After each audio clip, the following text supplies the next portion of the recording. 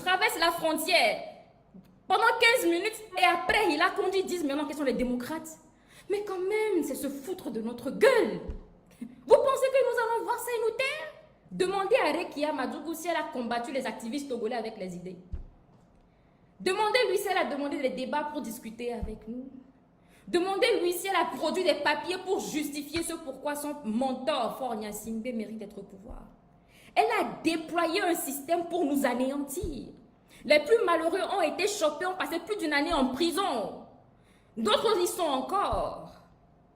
Elle a déployé un arsenal pour justifier la répression qui a occasionné l'abattage des enfants de 9 ans. Et plus loin, quand nous partons avec des preuves des assassinats de Faure Gnassingbé pour aller dans les instances internationales démontrer que ce monsieur doit être sanctionné pour crime contre l'humanité, la même Rekia Madougou embauche monsieur Omar Haruna, l'ancien ambassadeur de Yahi Boni aux États-Unis, comme lobbyiste. Et là, je n'avance pas les choses. Hein. Allez sur le site de Department of Treasury in the United States. Parce qu'aux États-Unis, la loi exige que les lobbyistes déclarent leurs avoirs, déclarent en fait les gens qui les payent pour faire leur travail. Ça fait partie de la transparence sur les services de lobbyisme. Mais sur le site du département d'État, les documents se trouvent là-bas. Rekia Madougou, avec l'agence de communication qu'elle a créée pour blanchir Faure Gnassingbé, il paye 1500 $ l'heure. Je dis bien 1500 $ l'heure à Omar Haruna pour aller présenter Faure Gnassingbé comme un président, je ne sais pas, moderne, démocrate, qui modernise son pays, qui fait avancer les choses dans son Togo, qui promouvoit la liberté. Omar Haruna, le même monsieur qu'aujourd'hui on voit critiquer la dictature au Bénin. Et d'ailleurs, je l'avais dit hier que quand nous entendons les Béninois parler de dictature, c'est comme si on est des Canadiens qui entendent les Sahéliens se plaindre de l'harmattan. Parce que ce que vous vivez là-bas, je vais vous choquer, mais ça c'est la préparation à la dictature. Ce que les gens vivent au Togo, ce que les Togolais vivent sous les Gnassingbé, la sauvagerie que les Togolais vivent sous les Gnassingbé. Des gens qu'on torture, des gens qui torturent leurs citoyens avec du fil électrique jusqu'à ce qu'ils ne meurent. Des gens qui exécutent leurs citoyens et les enterrent dans des tombes non identifiées. Des gens qui arrachent des enfants à leur maman et les tuent. Des gens qui tuent les citoyens et jettent les corps dans la lagune. Au Togo, les lagunes et puis la mer, là-bas, c'est le cimetière.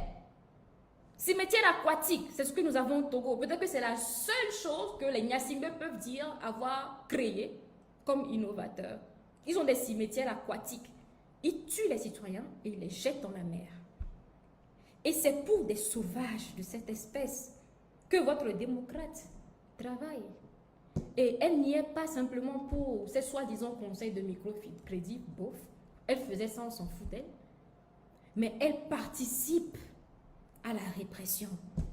Elle blanchit la répression. Elle aguerrit le système pour combattre les gens qui réclament des choses aussi simples que la liberté d'expression, la liberté de manifestation, le droit de choisir leurs propres dirigeants. Alors aujourd'hui, quand nous venons vous dire que cette dame est une hypocrite, une vendeuse d'illusions, une menteuse, une manipulatrice, vous pensez que nous sommes pro-talon, mais ce n'est pas une question de pro ou de contre-talon. Je vous dis encore que idéologiquement, je suis opposée au monsieur à ces airs capitalistes. Mais c'est une question de valeurs. Les valeurs qu'elle prêche au Bénin, elle n'en a pas. Parce que, je ne sais pas, les valeurs ne sont pas des choses qu'on peut porter dans un pays, dans un autre pays, ça disparaît. C'est comme un musulman qui dit que, bon, quand je suis au Togo, je ne mange pas le porc, quand je vais au Bénin, je mange le porc. Mais là, c'est quel musulman?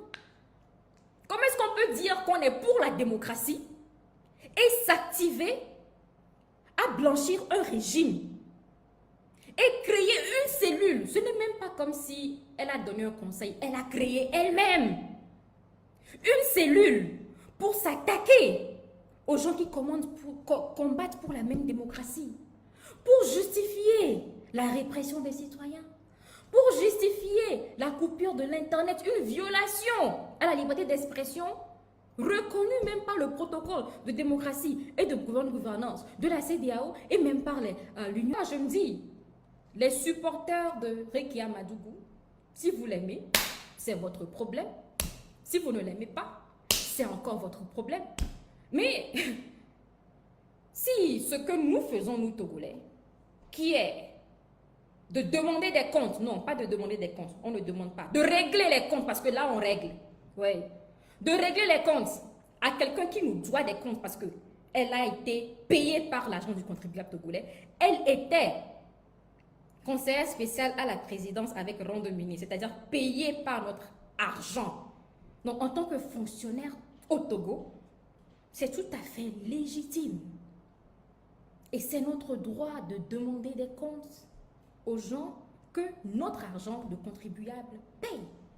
Donc, si ça ne vous plaît pas, dites à Rekia Madougou de rembourser notre argent. Elle nous doit des comptes. Elle ne peut pas prendre l'argent des Togolais et puis dire pourquoi les Togolais se mêlent de mes affaires au Bénin. Mais on va s'en mêler.